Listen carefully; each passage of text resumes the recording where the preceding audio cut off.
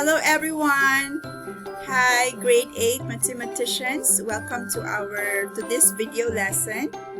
So in this video lesson, we'll be appreciating logical reasoning. We will be appreciating the Greeks and the Babylonians as well.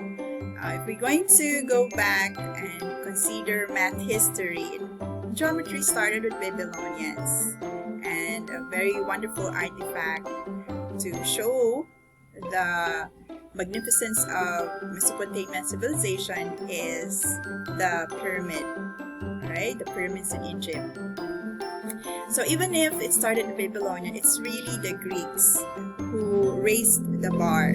So they collected all they gathered from the East, and they established a system on how to make a claim, a mathematical claim, a truth. Okay, to make it really true. So we have the culture of proving. So in this video lesson, we will build skills to have the foundation to allow us to appreciate and build the skill of presenting a proof. All right, in grade in grade 8 or in grade 9, there would be some postulates, theorems about triangles that we need to prove. So for example, there's a diagram, and then there is a statement, there's a claim, then you have to prove it logically. So in this video lesson, we are going to practice identifying the hypothesis and conclusion statements in an if-then statement. So again, in math, I know that it's a bit intimidating. It's an old subject, classical subject, so let's just be patient with it. Alright, so we have a conditional statement. We have the term conditional statement. So there's a condition. Okay, and then because of the condition, then there would be the conclusion. There are two parts of a conditional statement. We denote it as P and Q. Okay, so professors are using P and Q. So the first statement, P, is the hypothesis statement. The if clause, okay, we can call it the if clause. So the if clause starts with the word if. Alright, so this is now the syntax of a conditional statement. So first we have the if clause, so we have the if word, and the words next to the if clause will be the hypothesis statement. Then we have the then clause, so it starts with the word then followed by the words for the conclusion statement. Okay, so let's have an example. So this is the if-then statement. So if you live in Metro Manila, then you live in the Philippines. So all we need to do is to encircle if. So that would be our if clause. So this will be now our P. And then underline the words next to it. You live in Metro Manila. Okay, it's a standalone clause. It makes sense. So you just have to capitalize the letter Y. So we now have you live in Metro Manila. So we have the hypothesis statement. Now for the conclusion. So if you live in Manila, okay, so the what we are presenting, or the case we're presenting, is that you live in Manila. Okay, so next we are now going to encircle the then clause. So our conclusion, you live in Metro Manila. So our conclusion is you live in the Philippines. So encircle then and then underline the words next to the then clause. So we then capitalize Y. So we now have the conclusion statement. You live in the Philippines. So try this in the other slides to prepare for our group recitation. Okay, now let me present another case. The subject is a pronoun. Okay, so here's our if-then statement. If it is June 12 in Philippines, then it is Independence Day. So the same process, encircle the if word and then underline the words next to it. But hey, yeah, you're correct. We have a pronoun here. So we are going to convert a pronoun into a noun. So what is June 12? Yeah, it is a day or a date. So we can then have the subject, the date, instead of the pronoun it. So it has to be a noun. So we say the date is June 12 in Philippines. So you are declaring, when we have the hypothesis, we're declaring the scenario, the situation. So the scenario is the date is June 12 in Philippines. What's your conclusion? Okay, then we refer to the then clause. So encircle the then and then underline the words next to it. What is the subject in our hypothesis? The date or date. So we are just going to reuse it, okay, for our subject in the conclusion. So the date is Independence Day. Okay. So that's how you break down an if-then statement into hypothesis statement and conclusion statement. So try it, okay, for the other examples here. So let's have this example. If points are coplanar, then they are in the same plane. Okay, so encircle the if word and then underline the words next to it. Okay, so we can just write it verbatim. So we say points are coplanar.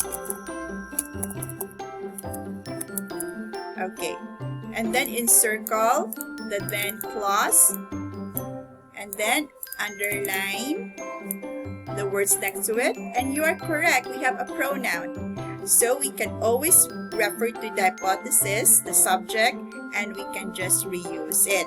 So we say points and then use the predicate of the then clause. So are in the same plane.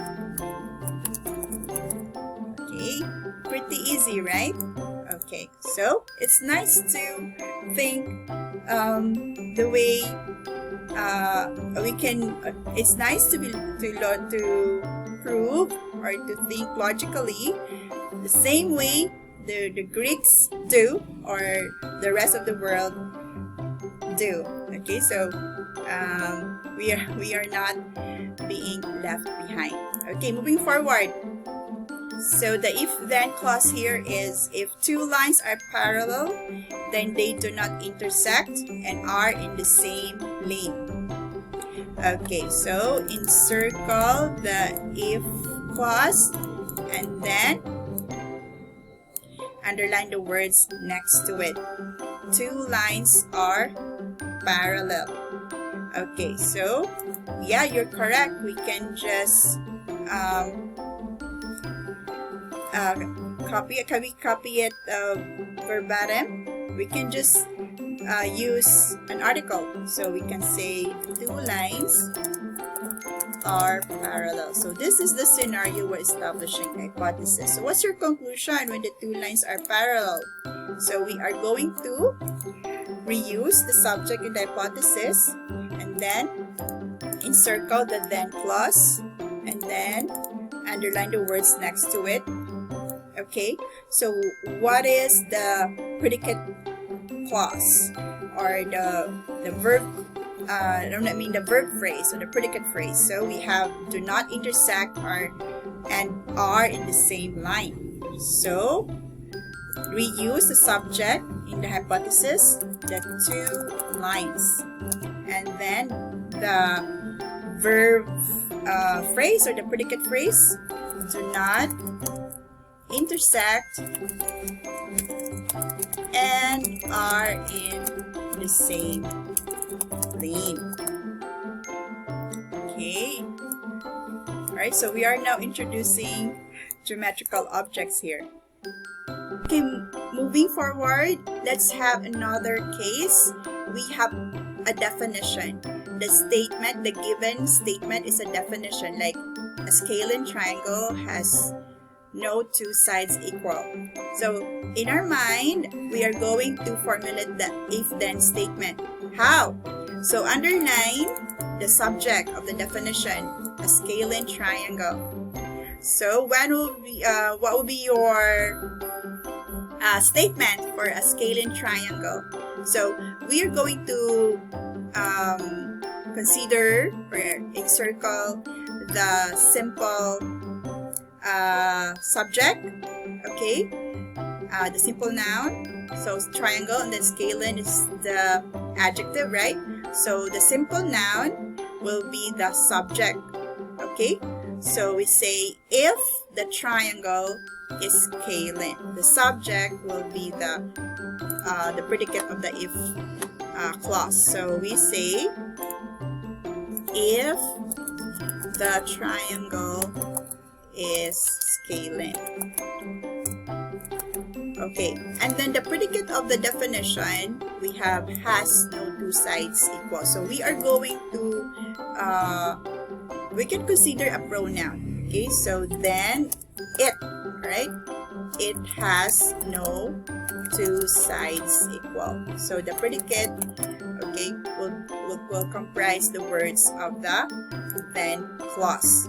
And then we are now going to make it a hypothesis statement without the if word and the then word. So the hypothesis statement now is the triangle is scalene. Okay, and then the conclusion, remove the then. Okay, we can reuse the subject in the hypothesis, so the triangle. Okay, and then use the predicate clause in the then statement has, okay, no two sides equal. Okay, so this is has no two sides equal. Alright, so that's how you do it for definitions. Let's have this example. All birds have feathers. So this is our subject. So this will now be for our if clause, if statement, and then if clause, and then the predicate. Okay, the predicate will now be for our then clause. What is a bird? What's the category for a bird? It's an animal. So we use the animals, and there is a pronoun here. So we say the animals are birds. So you are describing, you are presenting the scenario, the hypothesis. These are birds. The animals are birds. So if these are birds, what is your conclusion? So reuse the subject in the hypothesis, the animals, for the subject of the conclusion statement, and then the predicate of the statement will now be the predicate also for the conclusion clause. So have feathers. So the animals have feathers. Okay, so that will be all for this video. I hope that this helps in preparation for the group presentation, just to have a comprehension check in our live class. Please do cooperate and participate. Let's have fun. Let's think like the Greeks. And then my your to-do, everyone, is to take down notes. Okay, and there will be a credit for the notes. Okay, so thank you so much for watching until the end. This is Teacher Maan, and it's a delight to serve you all. Bye for now.